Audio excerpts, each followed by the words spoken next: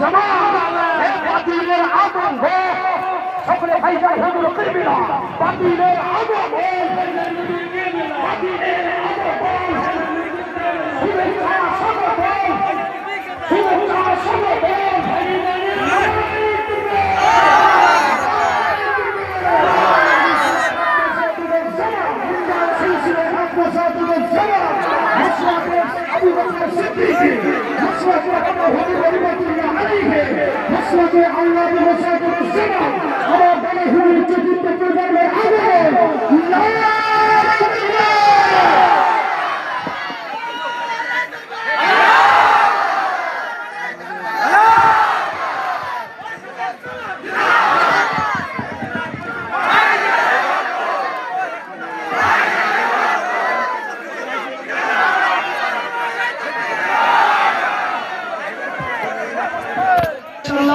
আমাদের ভাইজান হুজুর আজকে আমাদের লক্ষ্যপতি যুবকেরাই কোন বাতিলের আতঙ্ক আওলাদে মুসাদ্দদ জামান ফুরফুরার পীর আবু বকর সিদ্দিকী রাহমাতুল্লাহ আলাইহি আমার দাদা পীর রাহমাতুল্লাহ আলাইহি চতুর্থ প্রজন্ম ভাইজান হুজুরকে বরণ করলেন নারে তাকবীর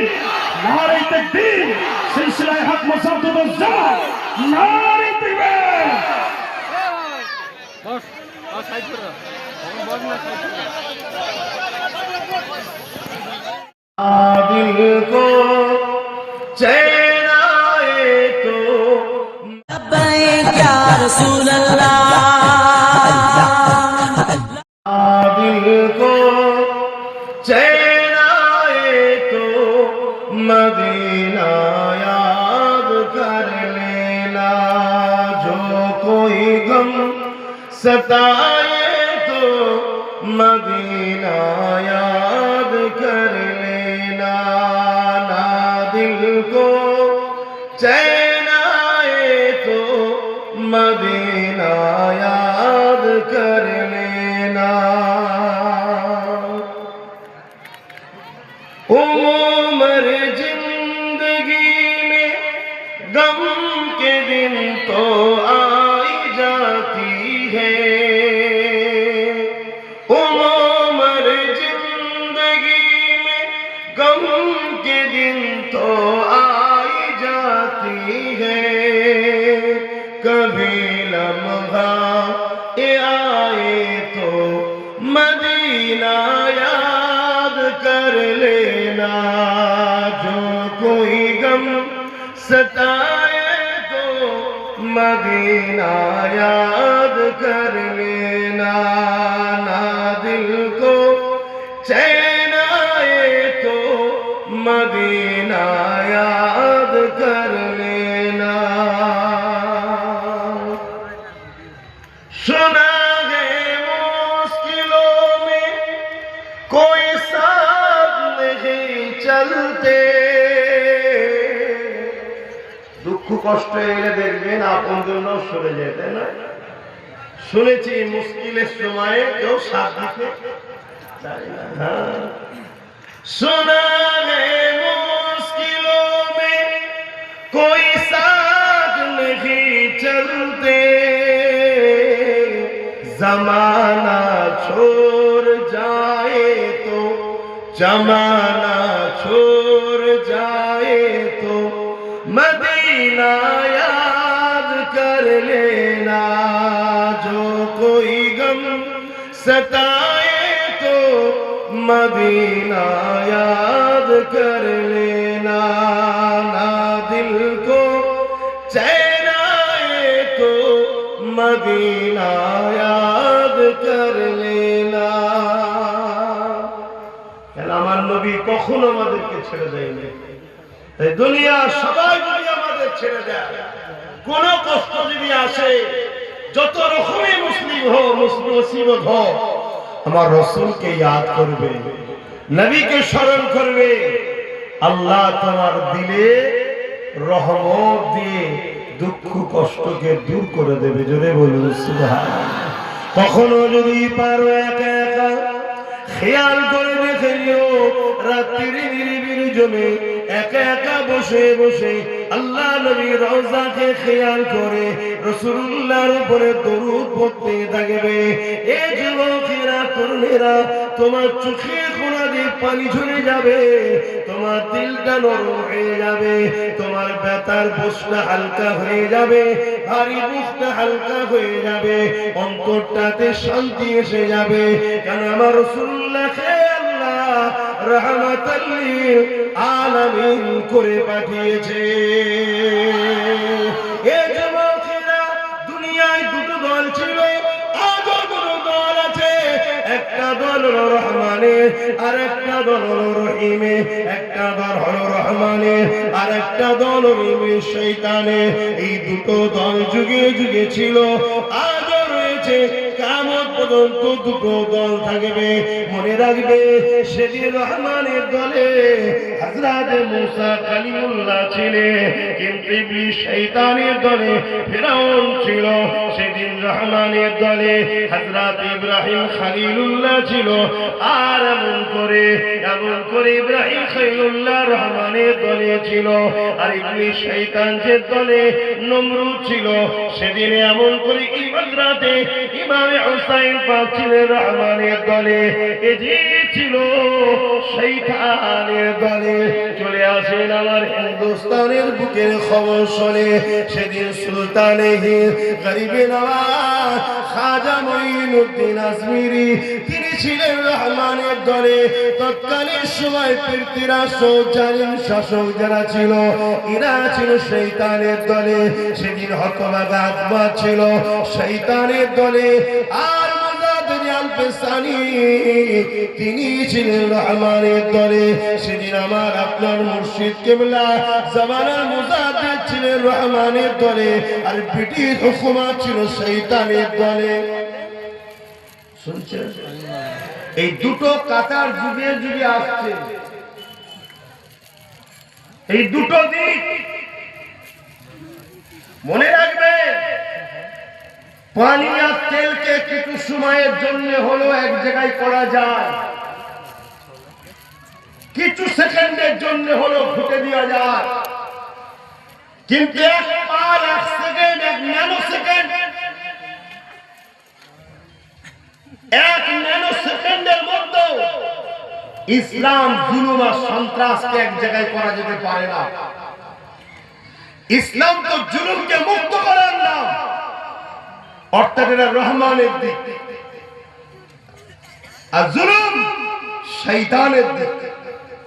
তা আজও শয়তানের দিক আছে, রহমানের দিক আছে। তোমার বিবেক কোন দিকটা বলছো, তুমি সেদিকে যাও। মনে রাখবেন, যুগে যুগে শয়তানের লোকেরা মানুষকে হুমকি দিয়ে, ভয় দেখিয়ে, লোভ লালসা দিয়ে, অর্থ দিয়ে, লোভ দিয়ে, সোনা দিয়ে, এমনকি আশরাফি দিয়ে, অর্থ লোভ দিয়ে মানুষকে খরিদ করার চেষ্টা করেছে। যত শেষে যখন মানুষকে কোনোভাবে খরিদ করতে পারেনি, তাদের কৃতদাস দাসী গোলাম বানাতে পারেনি, তখন শয়তানের দলের চেলারা সেই মানুষকে হত্যা পর্যন্ত করেছে। আর যুগে যুগে রহমানের দলের লোকেরা ইনসাফের পক্ষে মানুষকে দেখেছে, ইনসানিয়াতের পক্ষে মানুষকে দেখেছে, মানবতার পক্ষে মানুষকে দেখেছে। কোন অর্থ লোভ লালসা দিয়ে নয়, মানুষকে বলেছে এদিকে আসো, তোমার আল্লাহ খুশি হবে। মানুষ দলে দলে আল্লাহর খুশির জন্য এসেছে। জোরে বলুন সুবহানাল্লাহ। আজকেও দুটো দিক আছে, একটা রহমানের দিক আর একটা শয়তানের দিক। খেয়াল করে দেখো, আব্বাস সিদ্দিকী তোমাকে রহমানের দিকে ডাকছে না শয়তানের দিকে? যদি মনে হয় আব্বাস সিদ্দিকী শয়তানের দিকে ডাকছে, তোমার উচিত নয় আমার সঙ্গে থাকা। আর যদি মনে হয় যে না রহমানের দিকে ডাকছে, তাতে যদি তোমার দুনিয়ায় একটু লসও কিছু হয়, তাও লসকে ত্যাগ স্বীকার করো, ডাকে সাড়া দিয়ে জমে জমে আসতে হবে। কেন? আজকেও দুটো দিক আছে।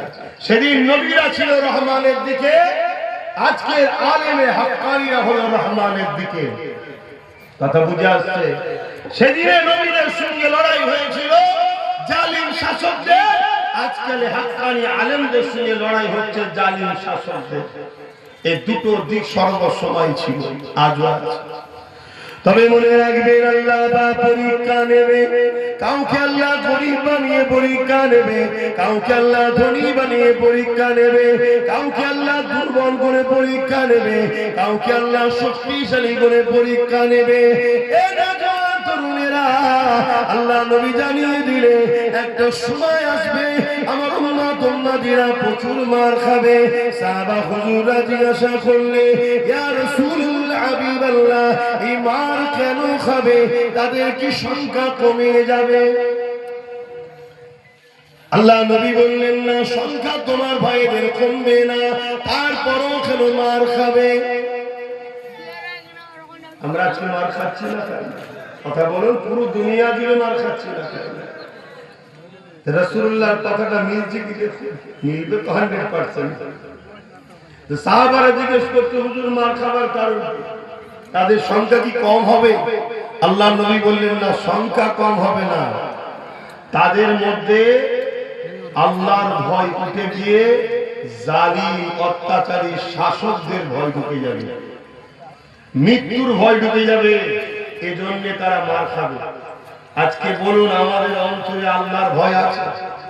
যদি আল্লাহর ভয় থাকে, সে অন্তরে কখনো জালিম হুকুমাতদের ভয় ঢুকতে পারে না। আজ বহুত মানুষ আছে মুসলিম ঘরের ছেলে, যারা জালিম হুকুমাতদেরকে ভয় করে, আল্লাহকে ভয় করে না, এজন্য মার খাচ্ছে। আর যারা আল্লাহকে ভয় করে, ওয়ালিমান খাফা মাকাম রাব্বিহি জান্নাতান, আল্লাহ তাদেরকে দুটো দুটো জান্নাত দেবে। জোরে বলুন সুবহানাল্লাহ, সুবহানাল্লাহ। আল্লাহ নবী সাহাবাদেরকে কত ভয় দেখানো হয়েছিল।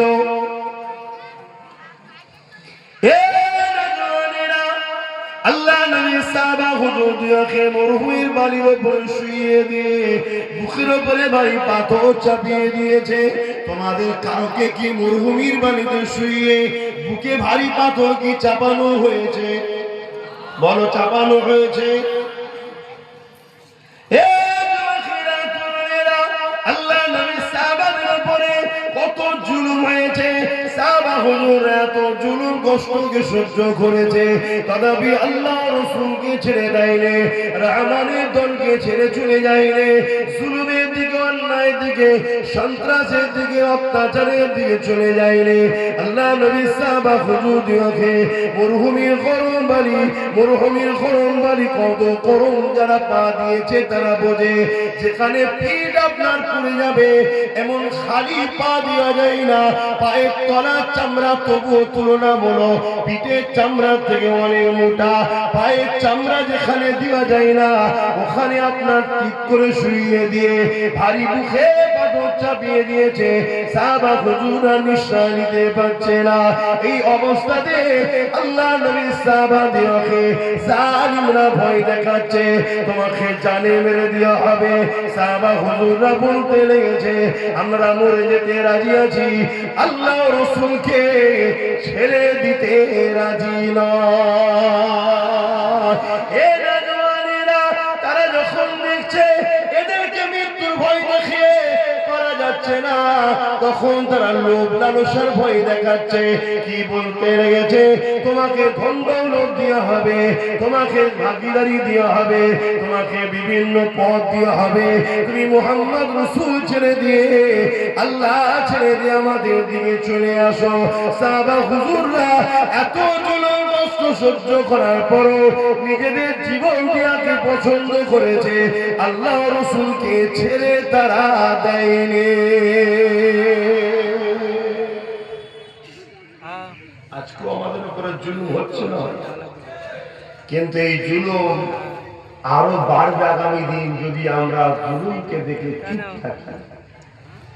যে কোনো জায়গায় আপনার দিয়ালে ধরুন একটা বট গাছের চারা প্রথম ধরেছে, এই দিয়াল থেকে যদি বট গাছ বা অশোক গাছের চারাটাকে তুলে যদি আপনি না ফেলে দেন, তাহলে একদিন আপনার দিয়াল, আপনার ঘর ফাটিয়ে দেবে না দেবে না?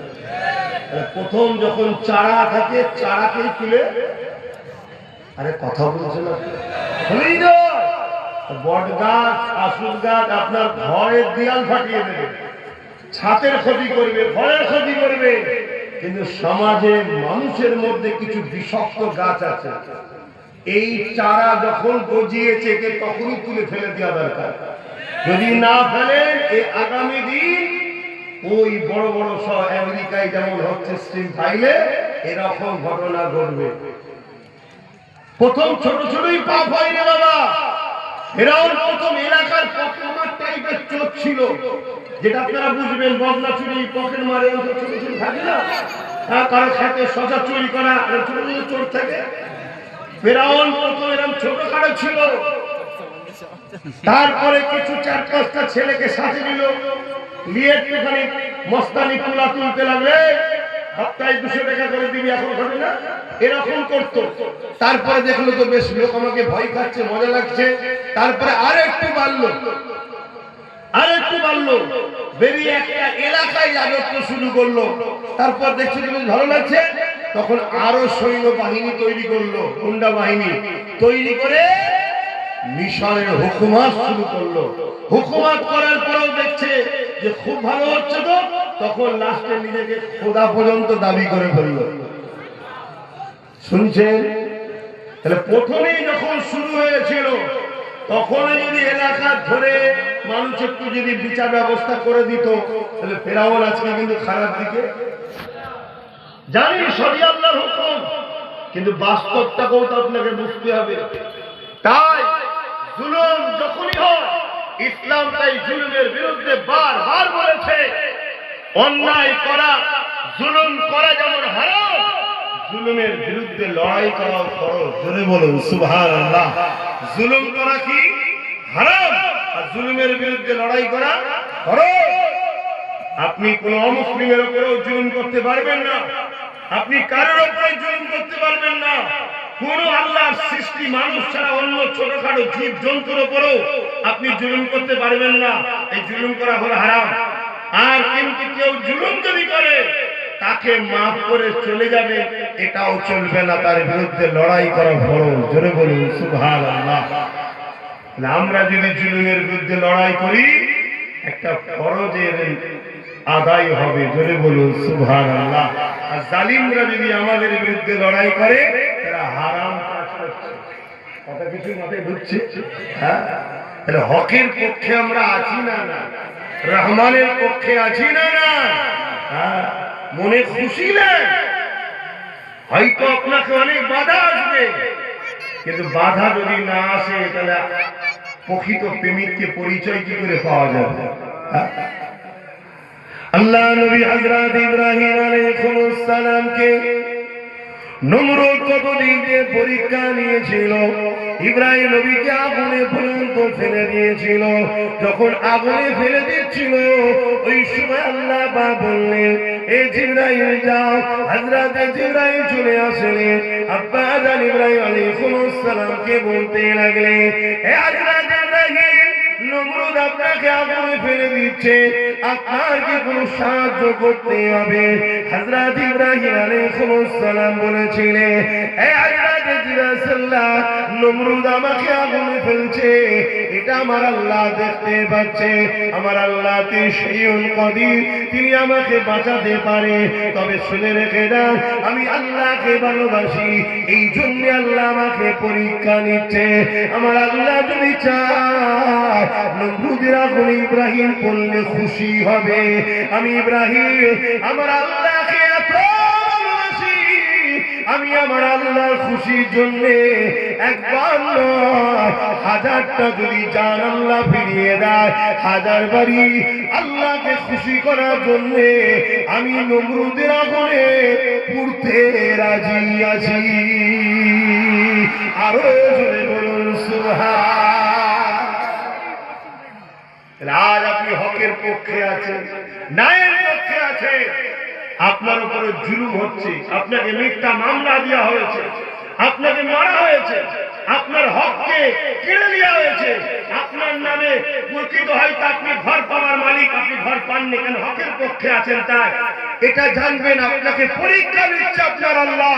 যদি আল্লাহ আপনাকে তেরপলের তলায় শুয়ে পরকালে জান্নাত দিতে চায়, তাহলে আল্লাহর ফায়সালাতে আপনি খুশি হয়ে যাবেন। আল্লাহ যদি আপনাকে দুবেলা সুখিয়ে রেখে পরকালে ধনীদের থেকে গরিবরা 500 বছর আগে জান্নাতে যাবে, যদি আল্লাহ আপনাকে 500 বছর আগে জান্নাত দিতে চায়, এটা আপনি ধৈর্য হারা কেন? এটাই তো নফসের পরীক্ষা। এই যে রমজান মাস আসছে, রমজান মাস অ্যাকচুয়ালি আল্লাহ দিয়েছে কেন?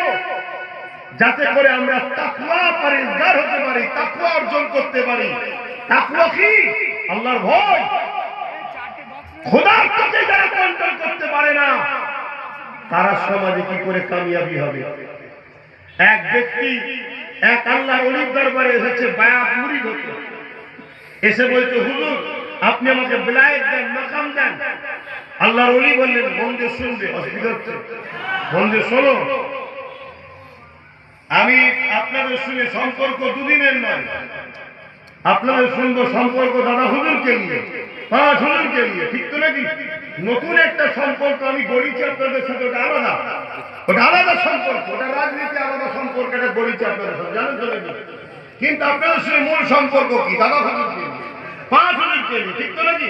আর রাজনীতি সম্পর্কটা গড়িয়েছে পিছনে একটাই কারণ, বাপ কেউ তোমাকে লুহা নিয়ে মারতে আসছে, আমার হাতে যদি একটা চেলা কাটো না থাকে আমি তোমাকে বাঁচাবো কি করে ভাই? কেউ তোমাকে রাজশক্তি দিয়ে উচ্ছেদ করতে আসছে, মেরে দিতে আসছে, তোমার অধিকার কেড়ে নিতে আসছে, তোমার গোলাম বানাতে আসছে, রাজ পাওয়ারকে তোমাকে আল্লাহ রসুল থেকে ফেরাউনের মতো সরাতে আসছে, তার মোকাবেলা করতে গেলে আমার হাতেও তো একটা পাওয়ার দরকার। এজন্য তোমাকে আমি রাজনীতির কথা বুঝিয়েছি যে তোমার সঙ্গে আমার মূল সম্পর্ক দাদা হুজুর 5 হুজুরকে নিয়ে। এবার তোমার যদি মনে হয় যে আমি নামাজ রোজা হজ যাকাত দাদা হুজুরের থেকে নেব আর রাজনীতি নেব এই চোর ডাকাত খুনি চরিত্রহীনদের থেকে, মনে রেখো তুমি আল্লাহর সঙ্গে প্রতারণা করছো, মুনাফিকি করছো তুমি। কেন? তোমাকে সবকিছুটাই নিতে হবে মুহাম্মদ রাসূল থেকে। জোরে বলুন সুবহানাল্লাহ। আর মুহাম্মদ রাসূলের রাজনীতি কি? জুলুমের বিরুদ্ধে, ইনসাফের পক্ষে, অন্যায়ের বিরুদ্ধে, মানবতার পক্ষে, খোদার্থদের পক্ষে, এতিমের পক্ষে। রাসূলুল্লাহ যে রাজনীতি শিখিয়েছে, ওই রাজনীতির ধর্ম হলো রাষ্ট্র সেবা, রাষ্ট্রবাসীর সেবা, কারো উপরে ধর্মীয় ভাবা ধর্ম রাজ পাওয়ার দিয়ে ধর্মীয় জুলুমের অত্যাচার করা নয়। আমার রাসূল পাক সাল্লাল্লাহু আলাইহি ওয়াসাল্লাম করে। শুনছেন তো নাকি? এটা তো শিখাতে হবে আপনাদের ঘরে। তো যাক আমি যে কথা বলছি, আল্লাহ ওলি এখন ওই যে মুরিদ হতে এসেছে, বায়াত হতে এসেছে, তাকে এখন আল্লাহ ওলি আরেকজন খাদেমকে বললেন যে ইনাকে নিয়ে যে আজকে রাতে একটু মেহমানদারি করেন, কালকে ফজর বাদ ইনার সঙ্গে কথা বলবো। তো গিয়ে আল্লাহর ওলি ওই খাদেমকে বলেছে ওনাকে খুব ভালো করে মাছ খাওয়াও। কি খাওয়াও? মাছ, খুব মাছ খাও, কিন্তু পানি দেবে না। মাছ খাওয়া, পানি দেবে না। অনেক ধরনের মাছ বিভিন্ন ভাবে তার সামনে নিয়ে এসে দেওয়া হয়েছে, সে খুব খুশিতে খাচ্ছে। এবারে পানির টান লেগেছে, পিপাসা লেগেছে, বাইরে থেকে এসে দরজা লাগিয়ে দিয়েছে, ভেতরে সে রয়েছে, সে ভেতরে মেহমান এসেছে, সে চিৎকার চেঁচামেচি করছে, দরজায় ঢুকছে। এ কি তোমাদের মেহমানদারি ভেবেছিলাম, তোমার পীর বড় আল্লাহর ওলি, আমি বায়াত হতে এসেছি, এ কি রকম ব্যবহার আমার সঙ্গে হচ্ছে? অনেক কিছু ছোট বড় গালিগালাজও করে ফেলেছে আগের থেকে, পিপাসা লেগেছে তো। আর মাছ খেলে দেখবেন পিপাসা বেশি লাগে, পিপাসা বেশি লাগে।